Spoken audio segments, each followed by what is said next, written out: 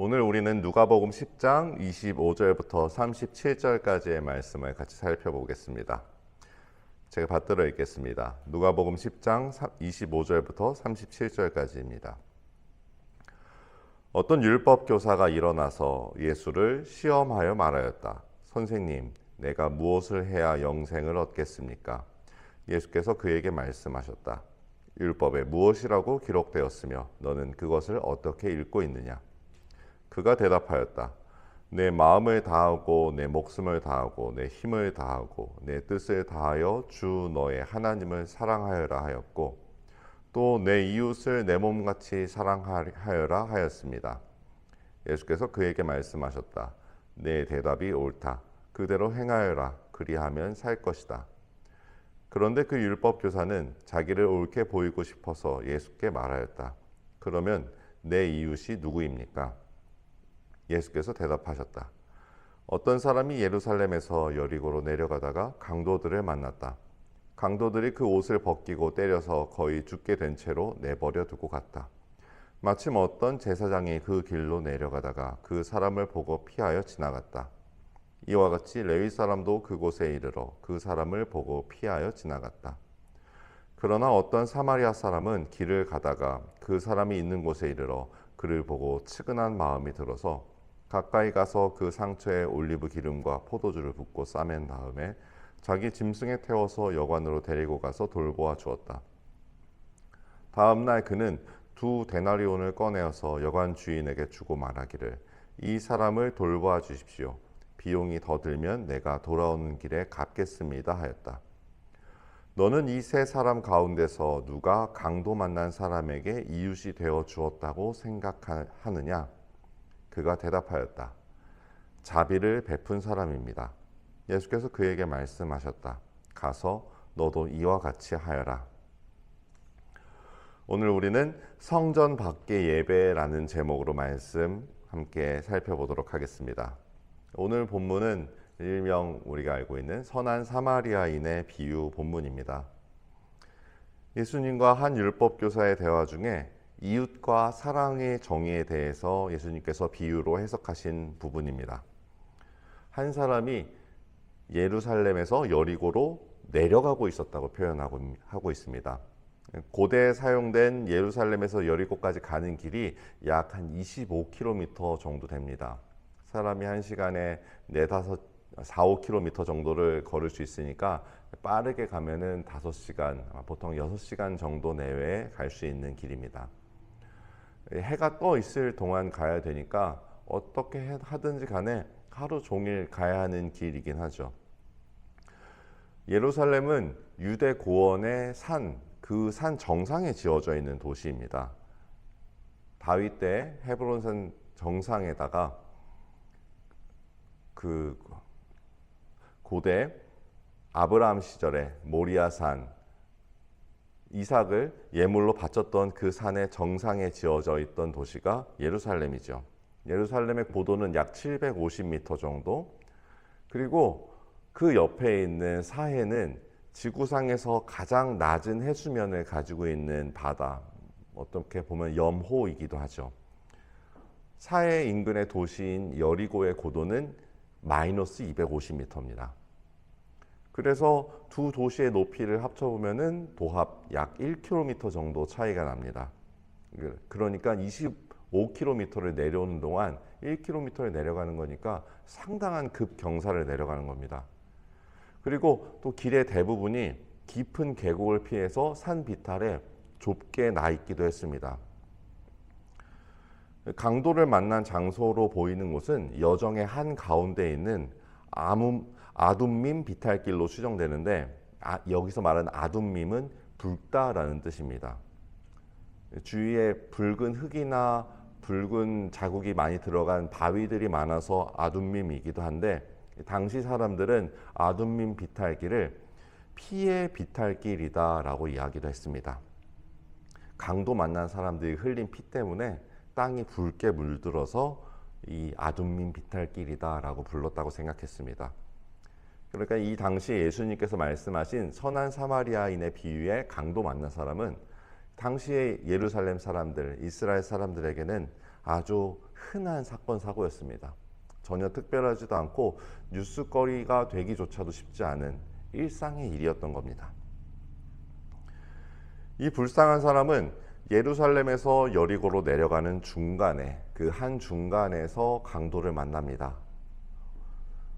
입고 있던 옷까지 다 빼앗기고, 그리고 두드려 맞았는데 원어를 그대로 살펴보면은 맞아서 반 죽은 상태가 되었다라고 표현합니다. 예루살렘도 여리고도 건강한 사람이 가도 3시간, 누군가 도와주지 않는다면은 곧 찾아올 밤의 차가운 이슬에 몸이 식고 말 것입니다. 그때 한 제사장이 예루살렘에서 여리고로 내려가다가 현장을 마주칩니다. 조금 전에도 말했듯이 워낙에 강도 사건이 잦은 지역이니까 이 제사장은 과거에도 그곳에서 맞아 죽은 사람을 봤을 거예요. 맞아 죽어가고 있던 사람이든 이미 죽은 시체이든 봤을 겁니다. 그러니까 안타까울지언정 이 제사장에게는 흔한 일이었던 겁니다. 그리고 부상으로 신음하고 있는 사람이라면 그나마 다행인데 진짜 죽은 시체라면은 이건 제사장에게 좀 치명적인 문제이기도 했습니다. 왜냐하면 율법에 시체를 만지지 못하도록 되어 있었기 때문에요. 정확히 말하면은 만질 수는 있죠. 하지만 만지는 순간 정결함이 깨지기 때문에, 부정해지기 때문에 부정을 씻기 위한 과정을 거쳐야 됩니다.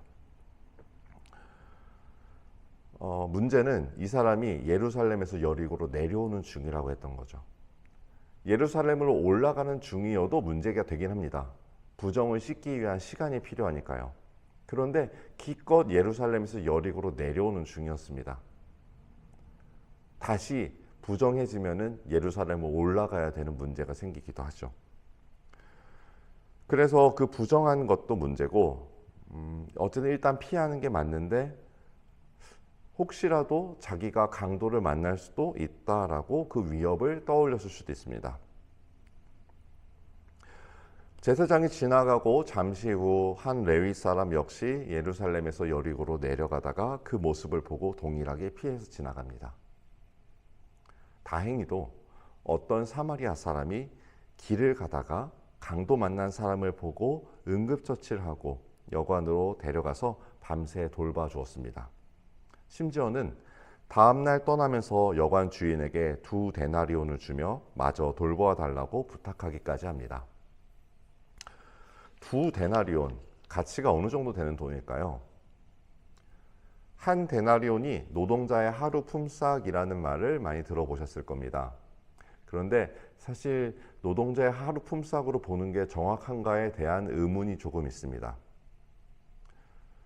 어떤 학자들이 고대 로마의 곡물 가격, 이거는 이미 자료가 있으니까요. 그 곡물 가격을 토대로 팔레스타인 지방에서 4인 가족의 연간 최저 생계비를 구해봤더니 약 70데나리온이 나왔다고 합니다. 그들이 최소한으로 먹고 사는데, 거지는 아니고 일반 서민 가정이 부족하지만 그래도 가정을 유지하고 먹고 사는데 필요한 최소한의 돈은 70데나리온이었습니다. 이거를 직접 비교하기는 분명히 무리가 따르긴 하지만 2026년도 대한민국의 최저 생계비는 월 207만 원이었습니다. 이거를 바로 환산하면은 한 데나리온의 가치는 약 35만 원. 그러니까 2데나리온은 한 70만 원 정도 되는 꽤 큰 돈이 됩니다. 2데나리온 70만 원. 처음 본 사람을 위해서 맡긴 겁니다. 그리고 그 전에도 밤을 새워서 간호해 줬다고 하죠. 자기의 시간을 들이고 노력을 들이고 돈을 들였는데 아낌없이 사용한 이유가 무엇일까요? 바로 이 사람의 생명이 그것보다 더 중요하다라고 보았기 때문입니다. 참 맞는 말입니다. 사람의 생명보다 더 귀한 게 어디 있겠습니까? 생명보다 더 중요한 게 없으니까 그것보다 덜 중요한 것을 사용해서 더 중요한 것을 구해야 되겠다라고 생각한 것입니다. 오늘 말씀을 살펴보면서 초점을 맞췄던 것은 이 4사람의 이동 경로에 있습니다. 30절을 보니까 강도 만난 사람은 예루살렘에서 여리고로 내려가던 중이었다고 했고요. 31절에 제사장도 그 길을 내려가던 중이었고, 32절을 원문으로 보면은 32절에 레위 사람은 내려가던 중이란 표현은 없고요. 원문에 있는 단어는 마찬가지로 움직였다, 앞 사람과 동일하게 움직였다, 그와 같은 상황이었다로 해석할 수 있는 단어가 나옵니다. 그러니까 레위 사람도 마찬가지로 내려가던 중이었던 겁니다. 그런데 사마리아 사람의 이동에 대한 단어는 조금 다른 표현이 나옵니다. 유일하게 길을 가다가, 여정 중에 또는 여행하는 중에 등으로 번역되는 표현이 사용되었습니다.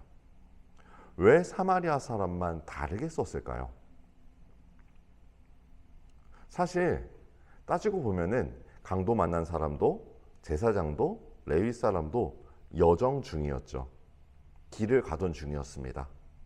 그러니까 정확히 말하면 사마리아 사람을 다르게 표현한 게 아니라 나머지 세 사람의 여정을 좀 특별하게 표현한 겁니다. 어차피 다들 길을 가기는 매한가지니까요. 그 이유를 가장 쉽게 알 수 있는 사람은 바로 제사장입니다. 당시의 제사장들은 다윗 시대에 제정된 24반열이라는 제도에 따라서 모든 제사장을 24개의 조로 나눕니다. 그래서 각 조가 일주일씩 번갈아 가면서 교대 근무합니다. 1조부터 24조까지, 1반열부터 24반열까지 있습니다. 한 주씩 교대를 하니까 24주에 한 번 돌아오고, 결국 한 제사장은 1년에 2번, 약 2번 정도겠죠. 어떤 사람은 3번이 될 거고요. 일주일을 올라가서 성전에서 회무를 담당하게 되는 겁니다. 자신의 직무를 행해야 되는 겁니다. 제사를 주관하기도 하고요. 그리고 여러 정결례를 주관합니다. 제사장의 일이 상당히 많았으니까요. 당시 제사장들의 숫자가 약 2만 명 정도였다라고 추산되고 있습니다. 제사장들은 결혼을 할 수 있나요? 결혼을 해도 되죠. 해야 됩니다. 제사장들이 결혼을 해야 그 자식들에 의해서 제사장의 직무가 계속해서 이어질 테니까요. 제사장의 숫자가 2만 명, 아내가 있고 자녀들이 있다라고 보면은 그냥 4인 가족이라고만 계산해도 제사장 가족이 이미 8만 명이 됩니다. 예루살렘은 역사의 유례가 없을 정도의 초고도 밀집 도시입니다. 지금 전 세계에서 가장 인구 밀도가 높은 도시로 뽑는 것이 도쿄, 서울 이런 곳들이 되죠. 거기는 20층, 30층, 50층짜리 아파트들이 있습니다. 그러니까 사람들이 모여 살아도 티가 덜 나는데, 예루살렘은 1층이나 2층, 3층 정도의 건물에 사람들이 아주 좁게 모여 살았습니다. 그렇게 해서 산 인구가 약 6만 명에서 7만 명 정도를 추산합니다. 그렇게 빽빽하게 모여 살았는데도요. 제사장들의 가족만 해도 8만 명. 그런데 제사장들의 가족이 있다는 것은 제사장들의 가족을 섬기는 하인들이라든지 고용인들, 그들도 있는 거고, 그곳에서 상행위를 하는 상인들이라든지 아니면 그곳의 경제를 책임져야 되는 또 다른 경제활동 인구들, 또한 이곳은 어쨌든 유다의 수도였기 때문에, 유다 지방의 수도였기 때문에 정치 기관들이 다 들어와 있죠. 그렇단 말은 로마의 군인들도 당시에 예루살렘 근처에 머물 수 있어야 됐다는 겁니다. 아주 많은 사람들이 있어야 되니까 제사장들이 예루살렘에 다 살 수가 없었습니다. 그래서 이 2만 명의 제사장들은 거의 대부분 지방에 거주했는데, 이 제사장들이 가장 선호하던 지역이 바로 여리고였습니다. 여리고는 우선 기본적으로 물이 조금 더 풍부합니다. 낮은 지역이어서 기후가 좀 더 좋습니다. 예루살렘은 중동인데도 겨울에는 상당히 춥고 메마른 땅입니다. 그런데 여리고는 겨울의 고통을 거의 느끼지 못할 정도였고, 물산이 풍부한 지역이었습니다. 교통의 요지였기 때문에 경제의 중심지이기도 했고요. 그리고 가장 큰 장점은 일주일의 근무 때 하루 길이면은 얼마든지 예루살렘에 가가지고 근무를 할 수 있었다는 겁니다. 제사장들이 일주일에 2번 올라간다고 했는데 정확히 말하면 조금 더 많습니다. 초막절, 유월절, 오순절 이럴 때에는 다 같이 모든 제사장들이 다 올라가서 제사를 드려야 했기 때문에 그래서 많으면은 5번에서 6번까지 올라가기도 하는 겁니다. 그 길을 쉽게 갈 수 있다는 건 장점이었습니다. 그러니까 이 제사장은 여리고에 집이 있는 사람이었습니다. 조금 전까지 성전에서 제사를 드리고 업무를 보다가 여리고에 있는 집으로 퇴근을 하던 사람이었습니다. 레위 사람은요? 레위 사람 역시 마찬가지입니다. 레위의 지파는 없잖아요. 레위는 모두 다 그냥 레위인 또는 레위 사람으로 표시됩니다. 이 레위 사람들은 제사장을 도와서 성전의 업무를 보는 사람들이었습니다. 행정적인 일을 하기도 하고요. 또는 제사를 드리는 외에 제사에 필요한 여러 가지 도움의 업무를 진행하기도 합니다. 찬양팀이기도 하고요. 그리고 성전을 수리하고 가꾸는 일을 하기도 합니다. 이 레위 사람도 제사장을 도와서 성전의 업무를 보고 집으로 귀가하던 중이었던 겁니다. 그렇다면 강도 만난 사람은 어떨까요? 예수님의 짧은 비유에는 강도 만난 사람에 대한 그 어떤 정보도 없습니다. 어쩌면 예루살렘에서 장사를 마친 상인일 수도 있고요. 일자리를 찾는 노동자였을 수도 있습니다. 그만큼 흔한 일이었으니까요. 하지만 저는 이 사람의 경로에 조금 더 주목해서 살펴봤습니다. 예루살렘에서 여리고로 내려가고 있었습니다. 근무를 마친 제사장이 예루살렘 성전에서 여리고로 내려가고 있었고 레위 사람도 예루살렘 성전에서 여리고로 내려가고 있었습니다. 이 본문은 뉴스가 아닙니다. 실제 사건이 아니죠. 예수님께서 비유로 말씀하신 사건입니다. 그러니까 예수님에 의해서 의도를 가지고 말씀하신 사건이니까 예수님이 별 의도가 없이 정말로 강도 만난 한 사람이 있었대 라고 하려면은 이 강도 만난 사람 역시 길을 가다가 여정 중에 강도를 만났어야 됩니다. 하지만 예루살렘에서 여리고로 내려가던 중이라고 말했다는 것은 이 강도 만난 사람 역시 예루살렘 성전에서 출발했다는 뜻입니다. 그들은 모두 성전에 있었습니다. 성전에서 제사 드리고 기도하며 하나님과 함께 있다가 집으로 출발합니다. 그 길은 어떤 곳이었을까요? 지구의 자전에 의해서 팔레스타인에는 대체적으로 서에서 동으로 바람이 붑니다. 그걸 우리가 편서풍이라고 하는데요. 지중해의 습기를 머금은 아주 축축한 공기가 서에서 동으로 부는 바람을 타고서 팔레스타인의 팔레스타인 서쪽 블레셋 땅 거기를 언덕을 지나면서 천천히 비를 뿌립니다. 그래서 그곳은 아주 풍요롭고 농사도 잘 됩니다. 블레셋 사람들은 농사를 지었던 사람입니다. 농사가 잘 됩니다. 그리고 예루살렘은 산 꼭대기 위에 지어진 도시라고 했죠. 예루살렘에서 여리고로 내려가는 이곳으로 공기가 왔을 때에는 이미 건조해져 있습니다. 메마른 공기입니다. 이 공기가 이 지역을 아주 바짝 더 말려줍니다. 그래서 이곳은 유대 광야입니다. 예루살렘에서 여리고로 가는 길이 있는 곳, 이곳은 유대 광야입니다. 지금도 유대 광야를 가보면 나무는커녕 풀포기조차도 찾아보기 힘듭니다.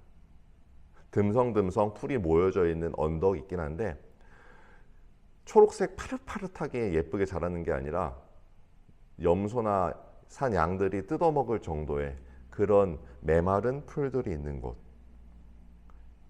유대 광야에는 사람들이 거의 살지 않습니다.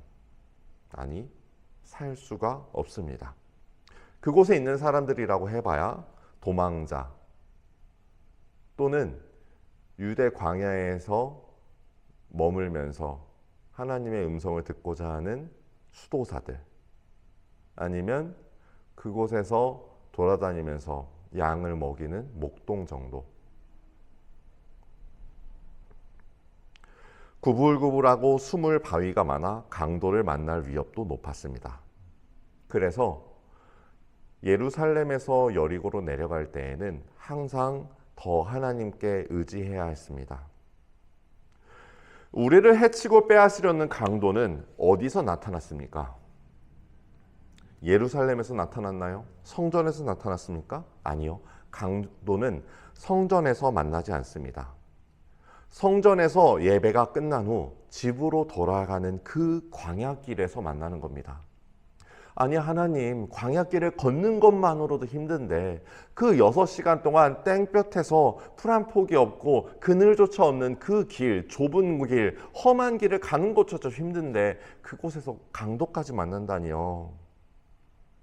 그런데 그렇다고 해서 우리가 성전에 백날 첫날 머물러 있을 수는 없습니다. 예배가 끝나면 우리는 가정으로 돌아가야 하고요. 각자의 일터로, 사회로 돌아가야 합니다. 왜요? 그렇게 해야 그곳에서 하나님의 구속사가 연장되고 이어지고 완결될 수 있기 때문입니다. 그리고 우리가 성전에서 모여서 예배를 드린다 하더라도 하나님의 음성이 들리는 곳은 바로 광야이기 때문입니다. 우리는 성전에서 들은 말씀을 가지고 예배하고 이 사람들이 제사하면서 하나님께 나아갔던 그 마음을 가지고 광야길을 갈 때에 그곳에서 하나님의 음성이 들리기 시작하는 것입니다.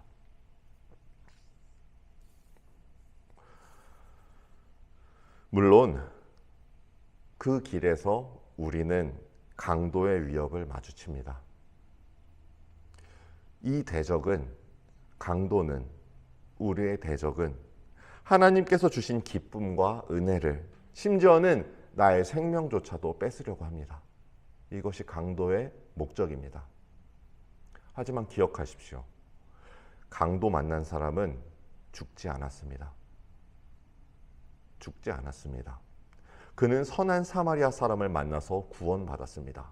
선한 사마리아 사람이 그를 밤새워 돌보았고 그를 위하여서 정성을 들였고 시간을 들였고 지체하면서 그에게 사랑을 쏟았습니다.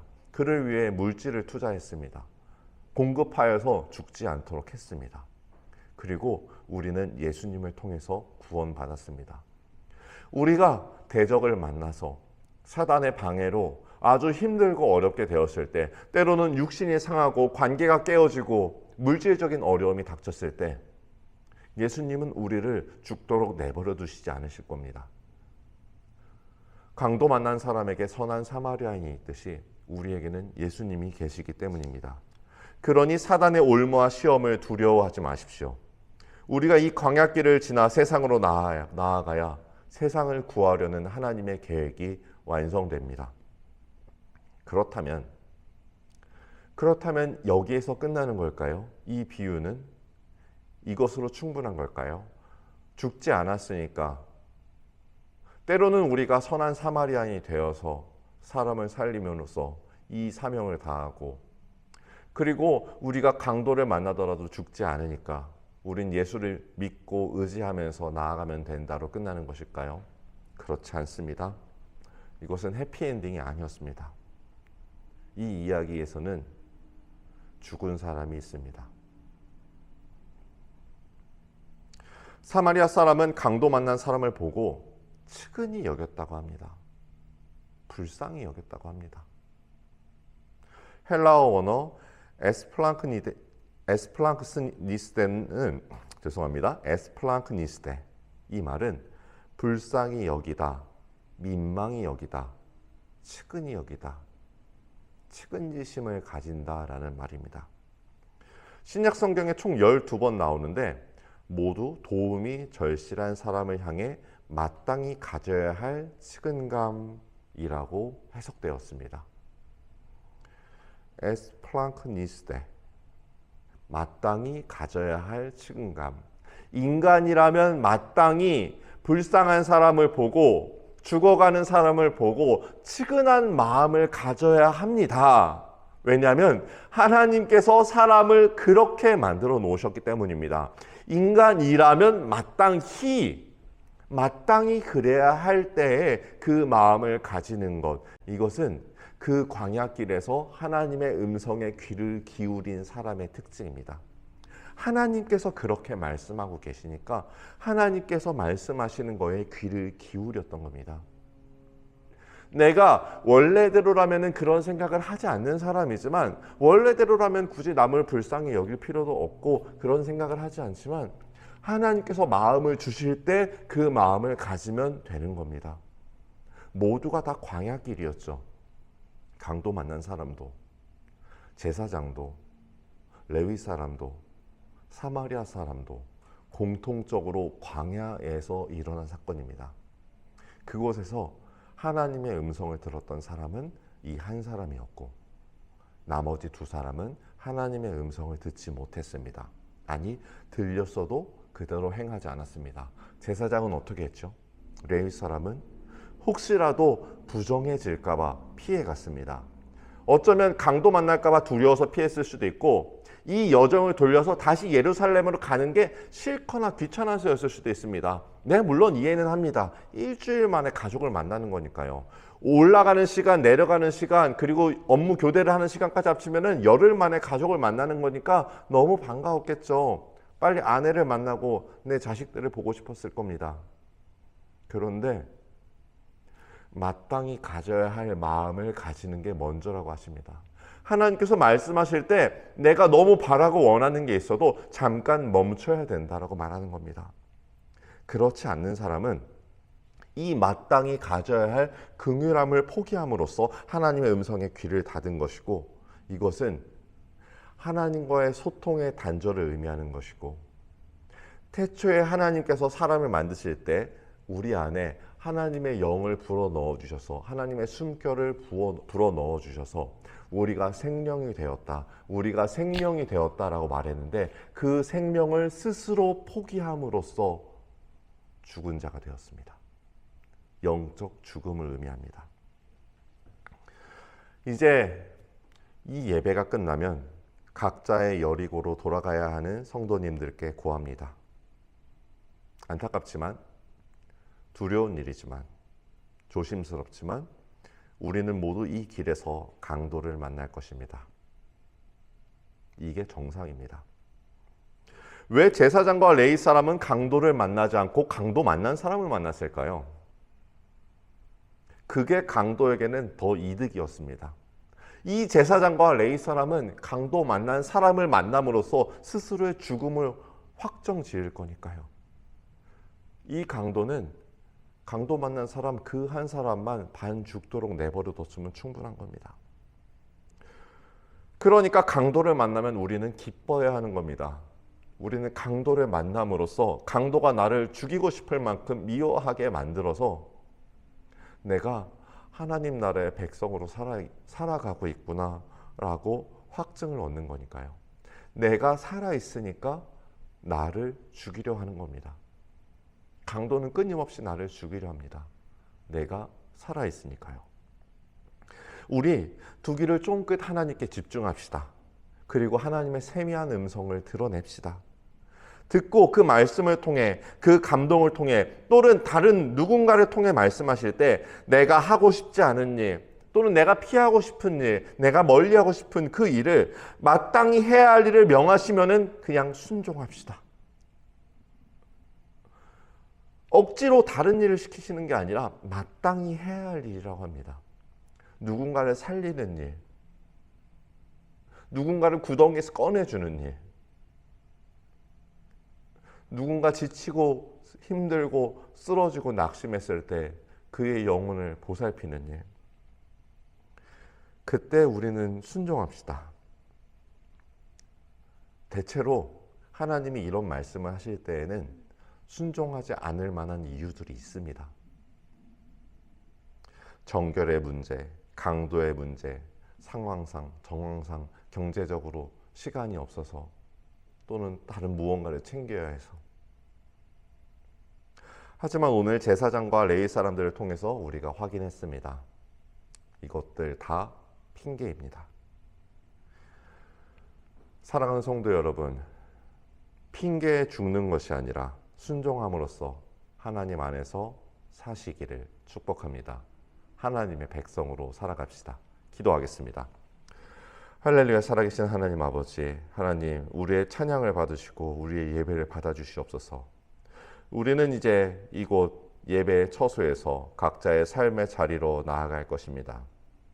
그리고 이 한 주간도 그 강도가, 우리의 대적이 우리를 얼마나 공격하고 괴롭힐지 상상도 가지 않습니다. 하지만 우리가 선한 사마리아인 되신 예수님께서 우리를 지키시고 우리를 돌보시고 우리를 반드시 살리실 것을 믿고 담대한 마음으로 나아가게 하시고, 마침내 우리가 그냥 강도를 만나는 사람이 아니라 강도 만난 사람을 만나는 순간이 되면은 하나님의 음성에 적극 귀를 기울이고 마땅히 가져야 할 긍휼한 마음으로 그들을 돌보고 봉사하며 하나님 나라를 더 넓게 확장해 갈 수 있도록 주님 함께하여 주시옵소서. 이 시간도 주의 음성에 귀 기울이는 하루하루가 되게 하여 주시옵소서. 살아계신 예수님의 이름으로 기도합니다. 아멘.